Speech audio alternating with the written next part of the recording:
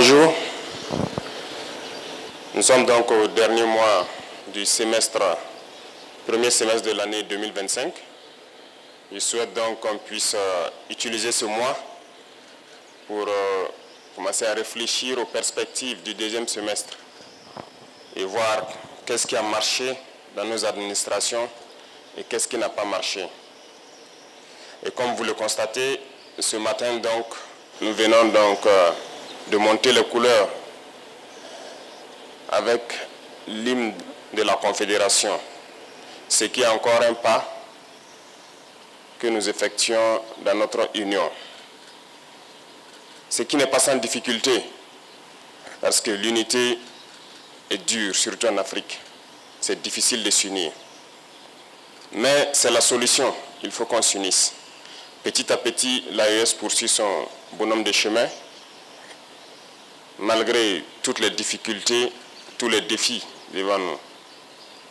Si j'étais naïf, j'allais me poser la question, mais pourquoi les impérialistes ne veulent pas de cette union? Mais je ne suis pas naïf, je sais pourquoi. Et c'est la même question que ceux-là qui ont tendance encore à dormir doivent se poser. Pourquoi ils ne veulent pas qu'on s'unisse? Pourquoi la Confédération fait tant peur ou fait mal à certains? Parce que nous sommes approchés tous les jours par ces impérialistes-là pour amener un des trois à trahir l'autre. Nous sommes confrontés à ça depuis belle lurette. Chaque fois, ce sont ces genres de manœuvres qui sont là pour vous amener à quitter la Confédération. Et ça doit nous amener à réfléchir. Et quand on regarde nos rapports, il n'y a pas d'amitié en fait. Le monde, il n'y a que des intérêts. Les gens ne viennent vers nous que pour leurs intérêts. Il faut qu'on soit bien conscient de cela. On va nous combattre, on continuera à nous combattre, mais nous sortirons victorieux et forts. Ces situations que nous vivons, nous ne devons pas les prendre et nous apitoyer sur nous-mêmes. Au contraire, ça doit nous renforcer. On doit sortir très fort de cette guerre, comprendre le pourquoi on nous a tant assaillis, se forger et faire en sorte que dans le siècle à venir, nous ne connaissons pas ce genre de situation. C'est ce qu'il faut avoir à l'idée.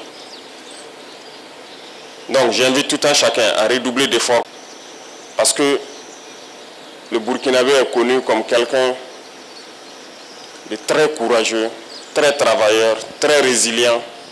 Et ces valeurs-là, nous devons travailler donc à les améliorer. Partout où vous partez en Afrique ou dans le monde ailleurs, vous trouverez des Burkinabés. Et ce sont ces valeurs-là qui qualifient, qui identifient le Burkinabé. Donc nous devons tout mettre en œuvre pour être des hommes intègres, comme le nom du pays le dit, être des gens courageux, résilients, pleins d'abnégation. Et redoubler d'efforts dans tout ce que nous faisons pour le bonheur du Burkina, mais pour le bonheur aussi de notre confédération. Ça, c'est très important. Et une fois que nous avons atteint un certain niveau, vous comprendrez encore mieux pourquoi on nous combattait. Parce que notre pays est riche. Riche de sa valeur humaine, riche de ses valeurs morales, mais surtout riche dans son sous-sol. Et ce sont ces richesses-là qui sont convoitées. Mais ces richesses doivent profiter aux Burkinabés.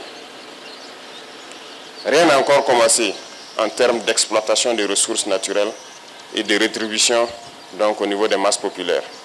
Nous pouvons changer le visage de notre pays, nous pouvons quitter cette situation de sous-développement et nous retrouver très vite un pays émergent. Il suffit de travailler. Il faut que chacun s'y mette.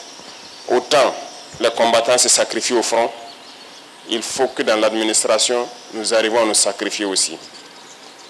Il faut que nous puissions faire en sorte de travailler au-delà de ce que nous avons l'habitude de faire, de pousser nos capacités plus loin, parce que, comme je le disais, il faut qu'on aille très vite.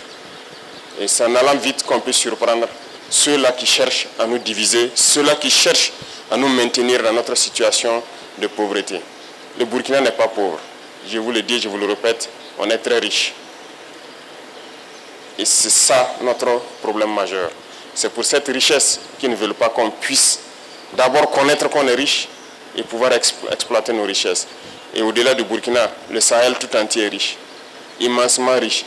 Et je sais que vous le savez tous. Le Sahel ne restera pas pauvre. Nous continuerons notre bonhomme de chemin, continuer à construire l'AES, à être fort, résilient, faire de l'AES un espace de sécurité totale, pouvoir exploiter convenablement nos ressources et que ça puisse profiter donc à nos masses populaires. Sur ce, je vous invite donc à passer ce message à tous vos proches.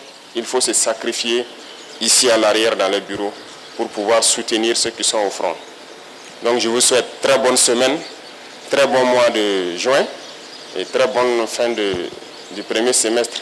Et rendez-vous donc dans peu de temps pour affronter le deuxième semestre avec plus d'énergie, plus d'abnégation, plus de courage. La patrie ou la mort, nous vaincrons.